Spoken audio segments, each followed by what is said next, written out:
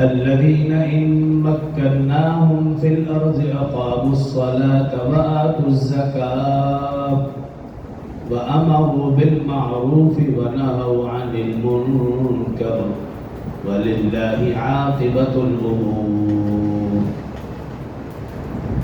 قال الله تبارك وتعالى في مقام آخر: قل لا أقول لكم عندي خزائن الله ولا أعلم الغيب ولا أقول لكم إني ملك إن أتبع إلا ما يوحى إلي قل هل يستوي الأعمى والبصير أفلا تتفكرون. قال الله تبارك وتعالى في مقام آخر: لقد رضي الله عن المؤمنين إذ يبايعونك تحت الشجرة.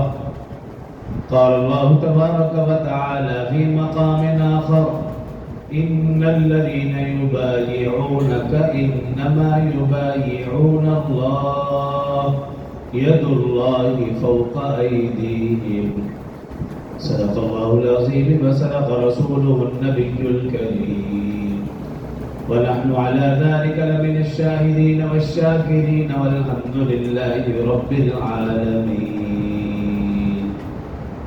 تمام احباب ایک مرتبہ بآواز بلند نماز والا درود شریف پڑھنا: اللهم صل على محمد وعلى آل محمد كما صليت على إبراهيم وعلى آل إبراهيم إنك حميد مجيد. اللهم بارك على محمد وعلى آل محمد كما باركت على إبراهيم وعلى آل إبراهيم إنك حميد مجيد.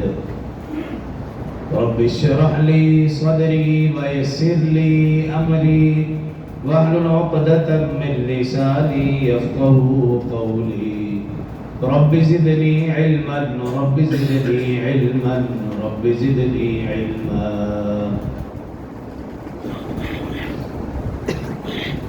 میرے تیرے واجب اور احترام برادران اسلام، دوستوں، بزرگوں، بھائیوں، اسلامی مہینوں کے اعتبار سے یہ ذی قعدہ کا مہینہ ہے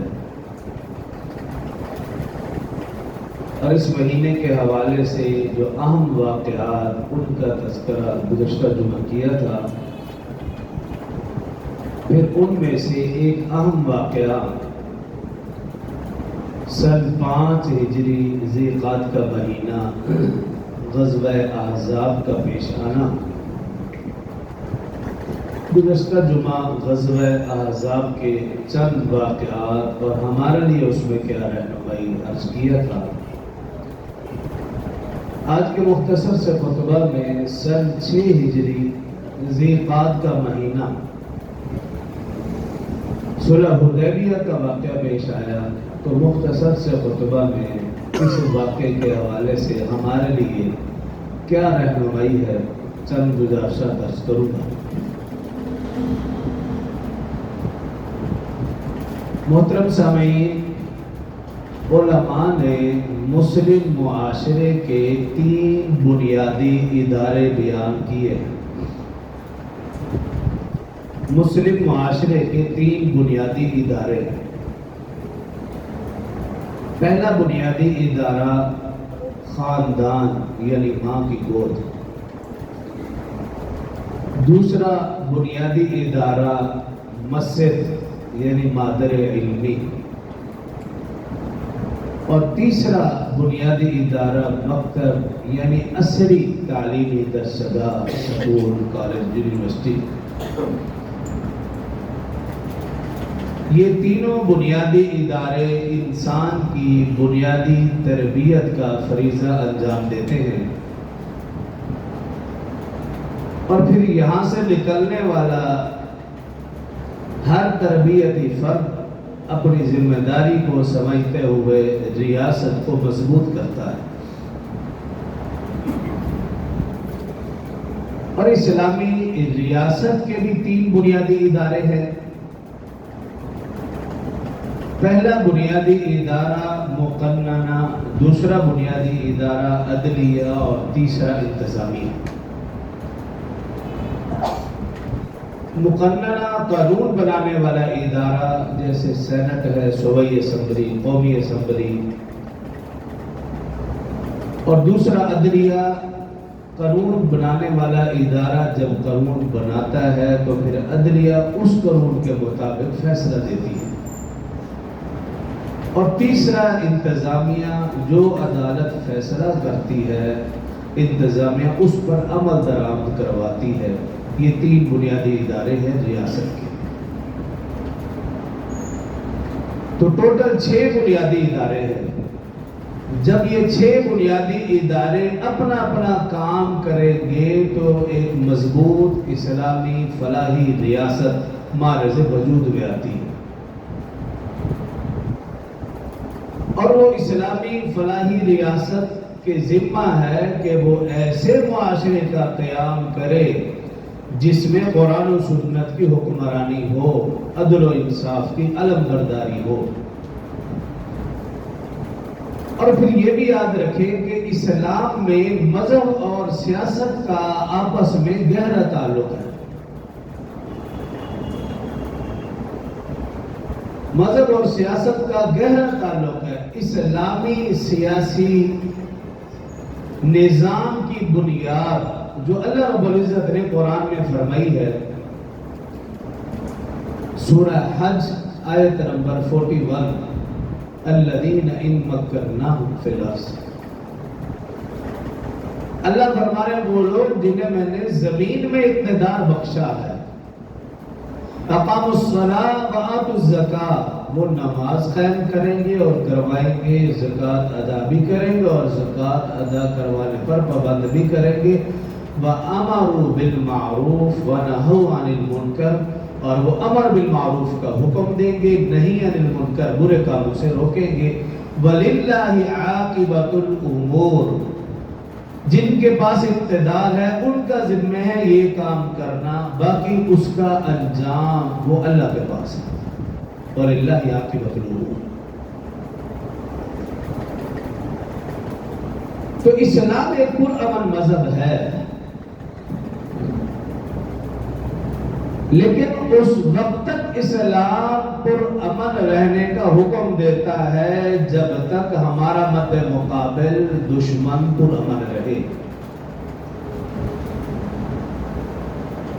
اگر ہمارا مد مقابل دشمن پرامن نہیں رہتا تو پھر اسلام پرامن رہنے کا حکم نہیں، اپنے دفاع کا حکم کرتا ہے اور جہاد کا حکم دیتا ہے۔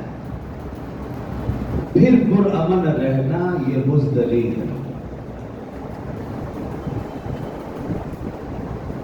پھر اسلام جہاد کا حکم دیتا ہے، اپنے دفاع کا حکم دیتا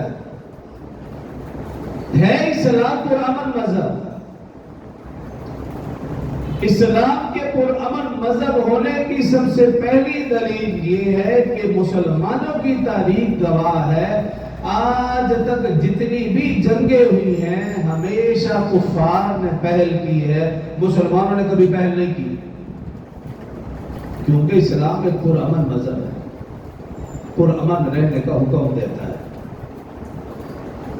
رسول اللہ صلی اللہ علیہ وسلم کی زندگی سے آپ دیکھ لیجئے، بدر کہاں، مکہ سے مشرکین چلے اور بدر کے مقام میں پہنچے، احد میں مشرکین مکہ سے چلے، مدینہ سے 4 کلومیٹر احد کے میدان میں پہنچے، خندق دیکھیے، مکہ سے چلے اور مدینہ کے ارد گرد پہنچے، تبوک ہو، یرموک ہو، جتنی بھی جنگیں ہیں ہمیشہ کفار نے پہل کی ہے، مسلمانوں نے کبھی پہل نہیں کی، اس لیے کہ اسلام ایک پرامن مذہب ہے اور پرامن رہنے کا حکم دیتا ہے۔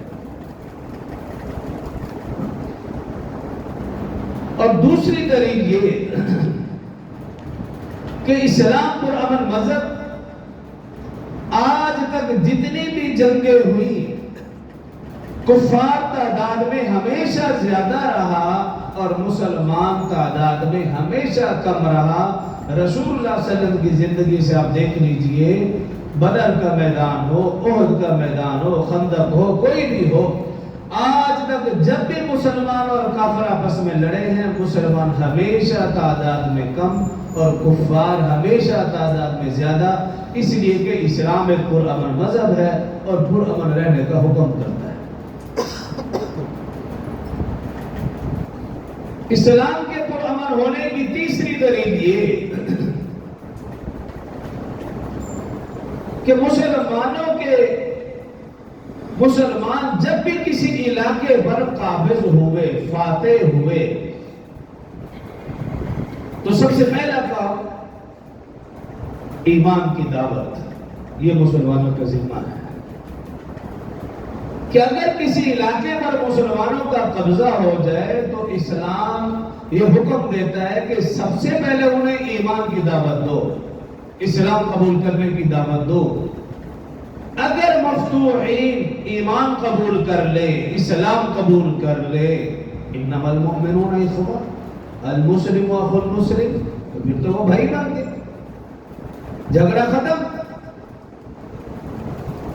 اگر مفتوحین ایمان قبول نہ کرے تو پھر دوسرے نمبر پر ہے جزیہ اور ٹیکس لینا۔ اگر مفتوحین جزیہ اور ٹیکس دے دے، اب مسلمانوں کے ذمہ ہے کہ وہ اپنی جان سے زیادہ ان کافروں کی حفاظت کرے، اور اگر مفتوحین ایمان بھی قبول کرنے سے انکار کر دیں، جزیہ بھی ادا نہ کرے، اب تیسرا نمبر ہے قتال، جنگ کرنا۔ اب اس میں بھی اسلام رہنمائی کرتا ہے۔ حدیث موطا امام مالک، حدیث نمبر 966، رسول اللہ صلی اللہ علیہ وسلم نے ارشاد فرمایا، سپہ سالاروں کو حکم دیا، خبردار رہنا، آگاہ رہنا، اگر کسی علاقے پر تمہارا قبضہ ہو جائے تو سب سے پہلی ہدایت کی کہ کوئی بھی کام شریعت کے خلاف ہرگز نہ کرنا۔ مسلمان سپہ سالاروں کو حکم ہے کہ اگر کسی علاقے پر فتح ہو جائے تو سب سے پہلا حکم ہدایت، کوئی بھی کام شریعت کے خلاف ہرگز نہ کرنا، اور دوسرے نمبر پر فرمایا کہ بچوں، بوڑھوں اور خواتین کو ہرگز قتل نہ کرنا، اور تیسرے نمبر پر فرمایا کہ ان کے جانوروں کو ہرگز ہلاک نہ کرنا، اور چوتھے نمبر پر فرمایا کہ ان کے درختوں کو، پھلوں کو، کھیتیوں کو تباہ نہ کرنا، آگ نہ لگانا، اور پانچویں نمبر پر فرمایا کہ ان کے عبادت خانوں کو ہرگز نہ گرانا، اور اگر کوئی ان کا عبادت گزار بن کر عبادت خانے میں چھپ جائے اور پرامن رہے، اس کو اس کے حال پہ چھوڑ دے۔ یہ اسلامی ہدایات ہیں۔ تاریخ میں لکھا کہ حضرت امیر معاویہ رضی اللہ تعالی عنہ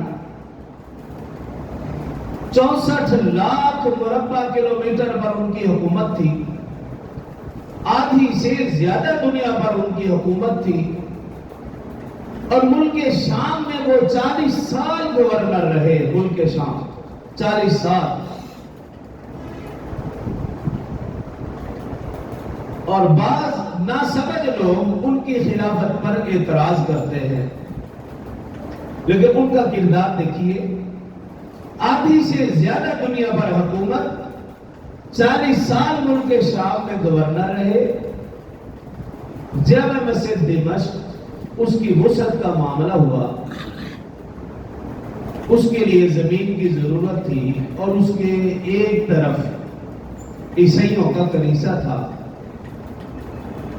اور جو زمین کی وسعت کی ضرورت تھی وہ بھی اس طرف جہاں پہ کلیسا، لیکن اس عبادت خانے کی جو جگہ خالی تھی، یعنی پارکنگ کی، اس جگہ کا کچھ حصہ ضرورت۔ حضرت امیر معاویہ رضی اللہ عنہ حکمران ہے، خود تشریف لے کے اس کلیسے کا جو نگران تھا اس سے جا کر درخواست کی کہ ہمیں مسجد کی توسیع کے لیے تھوڑی سی جگہ کی ضرورت ہے، اور وہ حصہ جو آپ کے استعمال میں نہیں ہے یعنی خالی پڑا ہوا اس میں سے کچھ ہمیں زمین چاہیے، اگر آپ بخوشی ہماری درخواست قبول کر لیں تو جگہ دے دیں۔ اس نگران نے وہ جگہ دینے سے انکار کر دیا۔ حضرت امیر معاویہ رضی اللہ عنہ نے مسجد کی توسیع کا ارادہ بدل دیا۔ یہ حضرت امیر معاویہ رضی اللہ عنہ کا طرز عمل ہے۔ 40 سال شام کے گورنر رہے، اگر چاہتے تو وہ حکمان یہ کام کر سکتے تھے، مسجد کا معاملہ ہے، لیکن مسلمان شریعت کا پابند ہے، اپنی مرضی کا پابند نہیں۔ شریعت کے مطابق جب دیکھا کہ وہ نگرانی اجازت نہیں دے رہا، مسجد کی توسیع روک دی، اپنا ارادہ بدل لیا۔ یہ مسلمان حکمران تھے کہ ان کی عبادت خانوں کو نہ چھیڑا جائے۔ جنگ فارس مسلمان صحابہ اکرام رضوان اللہ علیہم اجمعین مدینہ سے چلے، تعداد 30,000 یا 33,000 کے لگ بھگ، اور جب فارس پہنچے تو قادسیوں کی تعداد 3 لاکھ کے لگ بھگ تھی، ادھر 30,000 اور ادھر 3 لاکھ۔ جب جنگ شروع ہوئی، قادسی سینکڑوں کی تعداد میں اکٹھے آتے تھے، اور ایک صحابی جب ان میں گھستا تو وہ سارے کے سارے قادسی لومڑیوں کی طرح، بلیوں کی طرح بھاگ جاتے تھے۔ مسلمانوں کو فتح ہو رہی، کامیابی مسلمانوں کو مل رہی، اور وہ قادسی فارسی مغلوب ہو رہے اور بنے گیا۔ اس کا جو سپہ سالار تھا رستم، اس نے سب جرنیلوں کو جمع کیا اور ان سے کہا بھی دیکھو تم تعداد میں زیادہ ہو اور مسلمان تعداد میں کم ہیں، تمہارے پاس اسلحہ بھی زیادہ ہے اور ان کے پاس اسلحہ نہ ہونے کے برابر ہے، تمہارے پاس لباس خوراک بھی وافر ہے، ان کے پاس لباس خوراک بھی نامناسب ہے،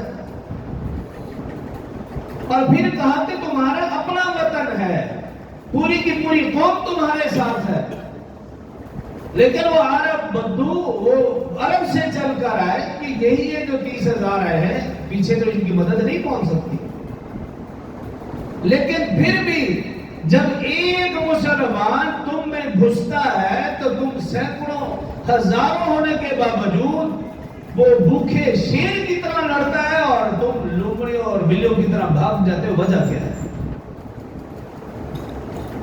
تو جو جرنیل تھے وہ خاموش ہو گئے اور پھر درخواست کرنے لگے کہ اگر جان بخشی کی ضمانت ہو تو ہم وجہ بتائیں۔ اور رستم نے کہا کہ جان بخشی کی ضمانت ہے، بتاؤ وجہ کیا ہے؟ تو جرنیل کہنے لگے اے سپہ سالار، اے رستم سن لے، یہ عرب تمہارے ملک پر، ایران پر، ارد گرد جتنے بھی علاقے ہیں، یہ یقیناً مٹھی بھر عرب غالب آ کر رہیں گے۔ رستم نے پوچھا وجہ کیا ہے؟ تو ان کافروں نے جو مسلمانوں کی صفات بیان کی، کہنے لگے ہم باللیل رہبان وہم بالنہار فرسان، یہ صفات بیان کی کافروں نے، صحابہ کی، مسلمانوں کی، جنگ لڑنے والوں کی۔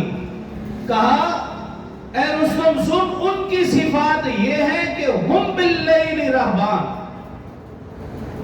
کہ وہ رات مسلح پر سوار ہوتے ہیں یعنی تہجد پڑھتے ہیں، اور دن کو گھوڑے پر سوار ہوتے ہیں یعنی جہاد کرتے ہیں، یہ ان کی صفات ہے۔ اور کہنے لگے کہ جب رات کو وہ مسلح پر سوار ہوتے ہیں، نماز پڑھتے ہیں، تو پھر گر گڑا کر اللہ سے دعا کر رہے ہوتے ہیں، یا اللہ تو ہی ہمیں فتح دے گا، تیری ہی طاقت سے ہمیں فتح نصیب ہوگی، تو چاہے گا تو فتح ملے گی، اگر تو نہیں چاہے گا تو ہم شکست کھا جائیں گے، تو ہمیں فتح نصیب فرما۔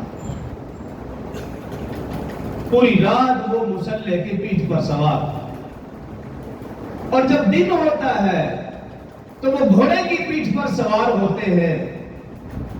اور پھر جو اگلی صفات بیان فرمائی، کافر کہنے لگے کہ ان کی صفات یہ ہے، جب وہ کسی کھیتی کے پاس سے گزرتے ہیں، درختوں کے پاس سے گزرتے ہیں، فصلوں کے پاس سے گزرتے ہیں، ان کے گزرنے کی برکت سے وہ کھیتیاں ہری بھری ہو جاتی ہیں اور سرسبز و شاداب ہو جاتی ہیں۔ اور پھر اگلی صفت یہ بیان کی، اگر ان کے سامنے کوئی کافر بیٹی آ جائے، وہ اپنی بیٹی سے زیادہ اس کافر بیٹی کی، کافر بہو کی عزت کرتے ہیں، اور پھر کہنے لگے کہ جو تمہارے فوجی ہیں پوری رات شرابیں پیتے ہیں، اور جب دن ہوتا ہے جس کھیتی سے گزرتے ہیں وہ کھیتی خشک ہو جاتی ہے، اور اگر ماں بہن بیٹی سامنے آ جائے اس کی عزت کو تار کرتے ہیں۔ کہا اب تو بتا غالب تیری فوج آئے گی یا وہ مسلمان آئیں گے؟ یہ مسلمانوں کی صفات تھی، اس لیے کہ مسلمان اللہ رسول کے حکموں کا پابند ہے، شریعت کا پابند ہے، وہ اپنی مرضی سے کچھ بھی نہیں کر سکتا، سفر ہو یا امن، جنگ ہو یا حضر، ہر حالت میں مسلمان قرآن و سنت کا پابند ہے۔ تو ذی قعدہ کا مہینہ سن 6 ہجری صلح حدیبیہ کا واقعہ پیش آیا، یہ تو اس کا میں نے تمہید بیان کی آپ کے سامنے۔ اب اس واقعے سے ہمیں کیا سبق ملتا ہے؟ واقعہ یہ کہ سن 6 ہجری شوال کا مہینہ تھا، رسول اللہ صلی اللہ علیہ وسلم نے خواب دیکھا۔ خواب کیا دیکھا کہ رسول اللہ صلی اللہ علیہ وسلم اور صحابہ اکرام خانہ کعبہ میں داخل ہو رہے۔ تو رسول اللہ صلی اللہ علیہ وسلم نے اس خواب کا صحابہ اکرام کے سامنے ذکر کیا، بس پھر صحابہ اکرام تو پہلے منتظر تھے، رسول اللہ صلی اللہ علیہ وسلم کے حکم کے منتظر تھے، اشارے کے منتظر تھے، رسول اللہ صلی اللہ علیہ وسلم کی خواہش کے منتظر تھے۔ جب رسول اللہ صلی اللہ علیہ وسلم نے اپنا خواب بیان فرمایا تو بس صحابہ سے رہا نہ گیا، عرض کیا رسول اللہ صلی اللہ علیہ وسلم جلد از جلد خانہ کعبہ کی زیارت کے لیے یعنی عمرہ اور حج کے لیے تیاری فرمائیے، ہم بھی آپ کے ساتھ ہیں۔ رسول اللہ صلی اللہ علیہ وسلم نے تیاری فرمائی، ذی قعدہ کا مہینہ آ گیا، شوال میں خواب دیکھا، تیاری کرتے ہوئے ذی قعدہ کا مہینہ آ گیا۔ اب ذی قعدہ کے مہینے میں رسول اللہ صلی اللہ علیہ وسلم اور صحابہ اکرام سن 6 ہجری مدینہ سے عمرے کی نیت سے احرام باندھا اور قربانی کے لیے 70 اونٹ ساتھ لیے اور مکہ کی طرف روانہ ہوئے۔ جب مشرکین مکہ کو معلوم ہوا رسول اللہ صلی اللہ علیہ وسلم اور صحابہ اکرام مکہ کی طرف آ رہے ہیں، انہوں نے اپنے جاسوس بھیجے بھی معلوم کر کے او کس نیت سے آ رہے ہیں۔ جاسوسوں نے آ کر بھی اطلاع دی کہ رسول اللہ صلی اللہ علیہ وسلم اور صحابہ اکرام کے آنے کا مقصد جنگ نہیں ہے بلکہ عمرہ اور حج کا احرام باندھا ہوا ہے، نیت کر رکھی ہے، قربانی کی سواریاں بھی ساتھ ہیں، تو اس کا مطلب یہی ہے، یہ اس بات کی علامت ہے کہ وہ عمرہ اور حج کی نیت سے آ رہے، جنگ کی غرض سے نہیں آ رہے۔ لیکن اس کے باوجود مشرکین مکہ نے یہ فیصلہ کیا کہ ہم رسول اللہ صلی اللہ علیہ وسلم اور صحابہ اکرام کو عمرے کے لیے بھی اجازت نہیں دیں گے۔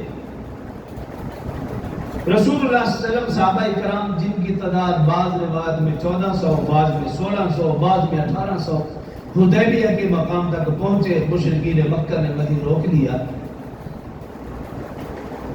رسول اللہ صلی اللہ علیہ وآلہ وسلم نے حضرت عمر رضی اللہ عنہ ان سے کہا کہ مذاکرات کے لیے جاؤ اور جا کر ان کو بتاؤ کہ ہم جنگ کی غرض سے نہیں آئے بلکہ عمرہ اور حج کی غرض سے آئے ہیں۔ تو رسول اللہ صلی اللہ علیہ وسلم نے جب حضرت عمر رضی اللہ عنہ سے فرمایا تو حضرت عمر رضی اللہ عنہ نے عرض کی یا رسول اللہ صلی اللہ علیہ وسلم میری ایک تجویز ہے، اگر آپ پسند فرما لیں، مجھے حکم دے رہے ہیں میں جانے کے لیے تیار ہوں، لیکن میری تجویز میری رائے آپ سن لیں، اس کے مطابق جیسے آپ فرمائیں گے۔ اس کا مطلب کیا ہے کہ اگر کوئی بڑا کوئی بات کہہ دے اور چھوٹے کے ذہن میں کوئی اچھی بات، اچھی تجویز، اچھی رائے آ رہی ہو تو وہ بڑے کو تجویز دے، اور بڑے کو بھی چاہیے کہ وہ اس کی بات کو سنے۔ ایسا نہ ہو کہ جی میں بڑا ہوں، بس میں نے جو کہہ دیا بات ختم۔ اب یہ رسول اللہ صلی اللہ علیہ وسلم کا طرز عمل دیکھیے، آپ نے حضرت عمر سے کہا بھی جاؤ جا کر ان سے مذاکرات کرو، تو حضرت عمر رضی اللہ عنہ نے عرض کی یا رسول اللہ صلی اللہ علیہ وسلم آپ کا حکم بجا، لیکن ایک چھوٹی سی رائے اور تجویز ہے، آپ وہ سماعت فرما لیں، اس کے بعد آپ چاہے مجھے حکم دیں جیسے آپ فرمائیں گے۔ یہ رہنمائی ہمیں اس واقعے سے مل رہی ہے۔ تو حضرت عمر رضی اللہ عنہ نے رائے دی یا رسول اللہ صلی اللہ علیہ وسلم میرا کنبہ قبیلے کا کوئی بھی شخص، بنو عدی بن کعب میرا کنبہ قبیلہ ہے، کوئی بھی شخص مکہ میں نہیں ہے، اور میں ہوں بھی سخت طبیعت کا، ایسا نہ ہو کہ معاملہ خطرے کی طرف چلا جائے۔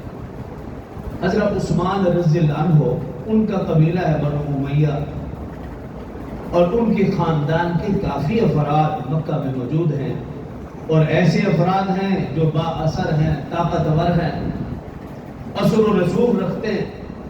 اگر آپ ان کو بھیج دیں تو زیادہ مناسب۔ رسول اللہ صلی اللہ علیہ وسلم نے حضرت عمر رضی اللہ عنہ کی اس تجویز کو پسند فرمایا، صرف پسند نہیں عمل بھی کیا۔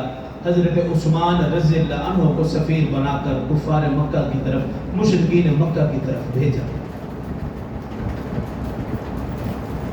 حضرت عثمان رضی اللہ عنہ تشریف لے گئے، جا کر انہیں یقین دہانی کرائی کہ ہم جنگ کی غرض سے نہیں آئے، ہم عمرہ اور حج کی غرض سے آئے ہیں، احرام باندھ رکھا ہے، ہماری تلواریں ہیں لیکن نیام میں ہیں، ہمارے ساتھ قربانی کے 70 اونٹ ہیں۔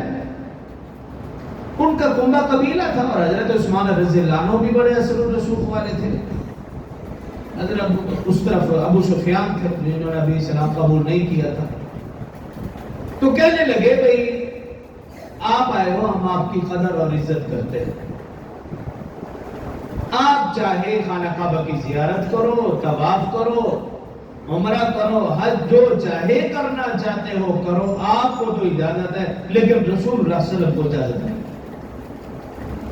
اب حضرت عثمان رضی اللہ عنہ کو رسول اللہ صلی اللہ علیہ وسلم سے کتنی محبت تھی، خانہ کعبہ کی زیارت کو ترس رہے ہیں صحابہ کرام، اور مدینہ سے مکہ کی طرف سینکڑوں میل کا سفر کر کے پہنچ بھی چکے ہیں، صرف اپنا رخ کعبۃ اللہ کی طرف پھیرنا ہے اور زیارت۔ لیکن حضرت عثمان رضی اللہ عنہ کو رسول اللہ صلی اللہ علیہ وسلم سے اتنی محبت تھی، کہنے لگے کہ میں رسول اللہ صلی اللہ علیہ وسلم کے بغیر کیسے عمرہ یا حج یا خانہ کعبہ کی زیارت کر سکتا ہوں، بلکہ یوں سمجھیے کہا ہوگا میرا کعبہ تو ادھر ہے، اس کے بغیر میں کیسے زیارت کروں۔ مشرکین مکہ غصے میں آ گئے کہ ہم تمہیں اجازت دے رہے ہیں اور تم ان کی بات کر، انہیں روک لیا۔ جب روکا تو کسی نے افواہ پھیلا دی کہ نعوذ باللہ حضرت عثمان رضی اللہ عنہ کو شہید کر دیا گیا۔ اب اس واقعے سے جو ہمیں رہنمائی ملتی ہے، میں اس کی طرف آ رہا ہوں، خلاصے کی طرف۔ واقعہ تو بہت زیادہ لمبا ہے، پھر اس واقعے کو لکھا گیا حضرت علی رضی اللہ عنہ نے، اس طرف نہیں۔ ہمارے لیے جو رہنمائی اور موجودہ حالات میں ہمارے لیے جو رہنمائی ہے اس کی طرف۔ اب حضرت عثمان رضی اللہ عنہ کو روکا، اب رسول اللہ صلی اللہ علیہ وسلم کا طرز عمل کیا تھا؟ ایک تو حضرت عثمان کو رسول اللہ صلی اللہ علیہ وسلم سے کتنی محبت، اب رسول اللہ صلی اللہ علیہ وسلم کی محبت دیکھی۔ جب معلوم ہوا کہ حضرت عثمان کو روک لیا، حضرت عثمان کو افواہ پھیلی کہ حضرت عثمان شہید ہو گئے، اب رسول اللہ صلی اللہ علیہ وسلم نے صحابہ کرام میں اعلان کیا کہ حضرت عثمان رضی اللہ عنہ کے خون کا بدلہ لینا ہے، کیا سب تیار ہو؟ سب کے سب صحابہ کرام نے کہا ہم تیار ہیں۔ اب یہاں پہ آپ دیکھیے، ایک شخص کے خون کا بدلہ لینے کے لیے رسول اللہ صلی اللہ علیہ وسلم 1400 سے 1800 صحابہ کرام کی جان دینے کے لیے تیار۔ ایک مسلمان کی جان کتنی قیمتی ہے، یہ رسول اللہ صلی اللہ علیہ وسلم کا طرز عمل ہے۔ صرف گفتگو نہیں، عملی طور پر پھر صحابہ کرام سے کبھی نہیں، آؤ میرے ہاتھ پر ہاتھ رکھو، بیعت کرو، پکا وعدہ کرو کہ جب تک عثمان کے قتل کا بدلہ نہ لیں گے اپنی جگہ سے، نہ ہلیں گے نہ ٹلیں گے۔ ان سے پکا وعدہ کیا، اور اس وعدے کو اللہ نے قرآن کے 26واں پارہ سورہ فتح میں ذکر کیا، لَقَدْ رَضِيَ اللَّهُ عَنِ الْمُؤْمِنِينَ إِذْ يُبَايِعُونَكَ تَحْتَ الشَّجَرَةِ۔ اللہ فرما رہے ہیں میں ان ایمان والوں سے راضی ہو گیا جنہوں نے درخت کے نیچے بیٹھ کر رسول اللہ صلی اللہ علیہ وسلم کے ہاتھ پر بیعت کی تھی۔ ایک مسلمان کے خون کا بدلہ لینا مسلمانوں کے لیے کتنا ضروری ہے، یہ رسول اللہ صلی اللہ علیہ وسلم اپنے طرز عمل سے بتا رہے ہیں، طرز عمل سے بتا رہے ہیں، اور پھر ان سے بیعت لی۔ یہ بے وقوفی نہیں ہے، یہ میں اور آپ سمجھتے ہیں کہ ایسا کرنا بے وقوفی ہے کہ ایک مسلمان کی وجہ سے پورا ملک دو پر لگا دے۔ ہاں لگتا ہے تو لگا دے، یہ اسلامی تعلیمات ہیں۔ اور جن لوگوں نے ایک مسلمان کے بدلے میں پورا ملک دو پر لگا دیا، آج وہ پورا من ہے۔ اور ہم جیسوں نے جب دو پر نہیں لگایا بلکہ اپنے ہی مسلمان بھائیوں بہنوں کو بیچا، وہ آج ذلیل و خوار ہے۔ ہم اپنے پڑوس میں دیکھ کے لیجیے، 20-25 سال قبل جب ایک عرب مہمان ان کے پاس آیا، 58 ممالک نے مل کر حملہ کیا، انہوں نے کہا اب حملہ کر دو، ہماری حکومت چلی جائے، ہماری جان چلی جائے، لیکن یہ مہمان تمہیں دے دے، ایسا نہیں ہو سکتا۔ انہوں نے مہمان نہیں دیا، مسلمان کافروں کے حوالے نہیں کیا، ان کا ملک چلا گیا، ان کی جانیں چلی گئی۔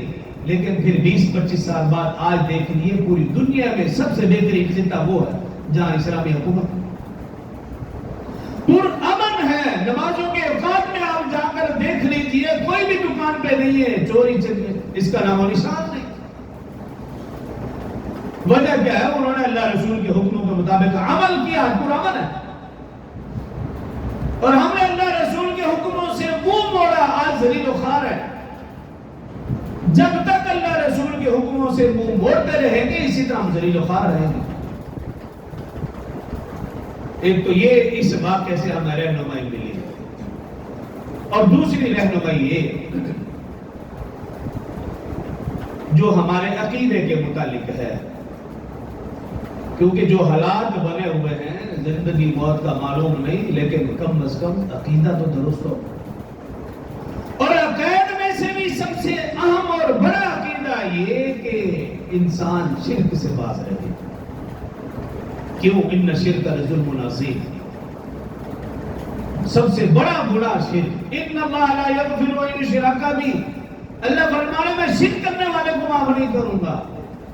انہ من یشرک باللہ فقد حرم اللہ علیہ الجنہ، اللہ فرمایا اس پر جنت حرام ہے، ومأواہ النار، اور اس کا ٹھکانہ جہنم ہے، وما للظالمین من انصار، یہ ایسے ظالم ہیں کہ ان کو کوئی مددگار بھی نہیں ملے گا۔ عقیدہ درست کیا؟ رسول اللہ صلی اللہ علیہ وآلہ وسلم نے یہ سمجھا کہ حضرت عثمان شہید ہو گئے، اور یہ سمجھ کر رسول اللہ صلی اللہ علیہ وسلم نے 1400 سے 1800 صحابہ کرام سے بیعت بھی لی۔ اگر رسول اللہ صلی اللہ علیہ وسلم کو معلوم ہوتا کہ حضرت عثمان زندہ ہے تو پھر بیعت کیوں لیتے؟ بیعت اس لیے لی تھی کہ رسول اللہ صلی اللہ علیہ وسلم کو معلوم ہی نہیں تھا کہ حضرت عثمان زندہ ہے یا شہید ہو گئے، بلکہ آپ یہ سمجھ رہے تھے کہ شہید ہو گئے، بیعت لے لی۔ اس کا مطلب یہ ہے کہ غیب کا علم صرف ایک اللہ کے پاس ہے۔ قرآن پاک کی بے شمار آیات ہیں، آپ سورۃ 9 سپارے میں دیکھیے، سورہ اعراف میں دیکھیے، اللہ فرما رہے ہیں قُلْ لَا أَمْلِكُ لِنَفْسِي نَفْعًا وَلَا ضَرًّا، اے پیغمبر آپ خود کہہ دیجئے لا أَمْلِكُ لِنَفْسِي نَفْعًا وَلَا ضَرًّا، کہ میں نہ تو نفع کا مالک ہوں نہ ہی نقصان، الا ما شاء اللہ، جو اللہ چاہے۔ وَلَوْ كُنْتُ أَعْلَمُ الْغَيْبَ لَاسْتَكْثَرْتُ مِنَ الْخَيْرِ، اگر میرے پاس غیب کا علم ہوتا تو میں بہت ساری خیر کی چیزیں اکٹھی کر لیتا، وما مسنی السوء، تاکہ کوئی بھی چیز مجھے نقصان نہ پہنچا سکتی، ان انا الا نذیر و بشیر، ہاں میں تو صرف ڈرانے والا اور خوشخبری دینے والا۔ اسی طرح سورہ انعام میں اللہ فرما رہے ہیں قُلْ لَا أَقُولُ لَكُمْ عِنْدِي خَزَائِنُ اللَّهِ، اے پیغمبر آپ کہہ دیجئے کہ میں کسی بھی چیز کا مالک نہیں ہوں، سب خزانے تو اللہ کے پاس ہیں، وَلَا أَعْلَمُ الْغَيْبَ، نہ ہی مجھے غیب کا علم ہے۔ اسی طرح ایک اور جگہ وَعِنْدَهُ مَفَاتِحُ الْغَيْبِ لَا يَعْلَمُهَا إِلَّا هُوَ، اللہ فرما رہے غیب کے خزانے تو اللہ کے پاس ہیں۔ رسول اللہ صلی اللہ علیہ وسلم فرما دیجئے کہ غیب کے خزانے تو اللہ کے پاس ہے، اللہ کے علاوہ کوئی نہیں جانتا۔ تو اپنا عقیدہ درست، یہ بھی رہنمائی ملی۔ اور تیسرے نمبر پر آپ یہ دیکھیے کہ رسول اللہ صلی اللہ علیہ وسلم کو صحابہ اکرام رضوان اللہ علیہ مجمعین سے کتنی محبت تھی۔ ایک صحابی کے قتل کے لیے، قتل کا بدلہ لینے کے لیے رسول اللہ صلی اللہ علیہ وسلم نے 1800 صحابہ اکرام سے جان ان کے بدلے کے لیے ان سے بیعت لی، ان سے وعدہ لیا۔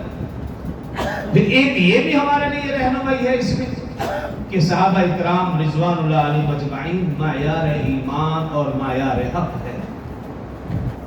اور پھر ان ساری باتوں کا خلاصہ یہ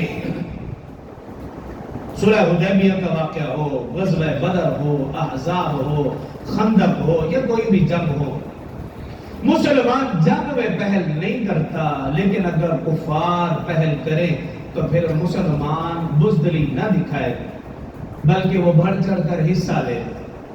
اور اس کا یہ مطلب نہیں ہے کہ ہم سارا کا سارا کچھ فوج کے اوپر ڈال دیں، ہم اپنے آپ کو ذہنی طور پر تیار رکھیں۔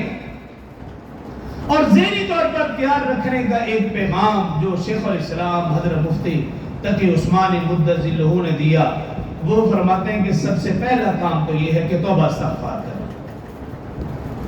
توبہ استغفار کی ضرورت ہے اس وقت۔ اور دوسرے نمبر پر دعاؤں کا خصوصی اہتمام، انفرادی ہو یا اجتماعی، تنہائی میں خاص طور پر دعاؤں کا اہتمام کریں۔ راتوں کو اٹھ کر دعاؤں کا اہتمام کریں اپنی حفاظت کے لیے، اس ملک کی حفاظت کے لیے۔ لیکن ایسا نہ ہو کہ معاملہ اس کے برعکس ہو۔ آج جب صبح فجر کے لیے میں نماز کے لیے آیا تو دیکھ کر حیران رہ گیا، ابھی جمعے کا دن ہے، فجر کا وقت ہے، تو صرف جب میں آیا ہوں تو 5 سے 6 نمازی جمعے کا دن، اور حالات کیسے ہیں اور ہماری حالت کیا ہے۔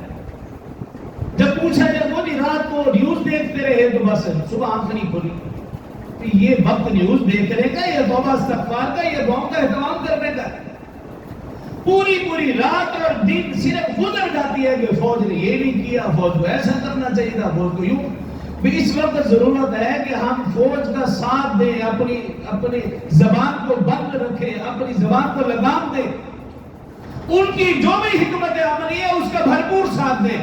یہ علماء کی طرف سے پیغام ہے جو میں آپ کو سنا کہ اس وقت تبصرہ کرنے سے گریز کیا جائے، اس وقت توبہ استغفار اور دعاؤں کا اہتمام کرتے ہوئے ہر اس کام کی تائید کی جائے جو ہماری فوج کر رہی ہے، اور اپنی فوج پر مکمل اعتماد رکھیں کہ وہ حکمت عملی کے تحت جو بھی کر رہی ہے بہتر کر رہی ہے، اور اس کے ساتھ ساتھ اپنے آپ کو تیار رکھیں، اپنے بچوں کو تیار رکھیں، اور اپنے اندر جہاد کا جذبہ پیدا کریں، اور اپنے بچوں کے اندر آپ ایسی چیزیں پڑھیں، ایسی تعلیمات پڑھیں، قرآن و حدیث کی روشنی میں یہ کتابیں ایسی پڑھیں بچوں کے اندر، ایسا کہ ان کے اندر جہاد کا جذبہ پیدا ہو جائے۔ جو کہا سنا اللہ مجھے اور آپ کو سمجھنے اور عمل کی توفیق دے۔ بات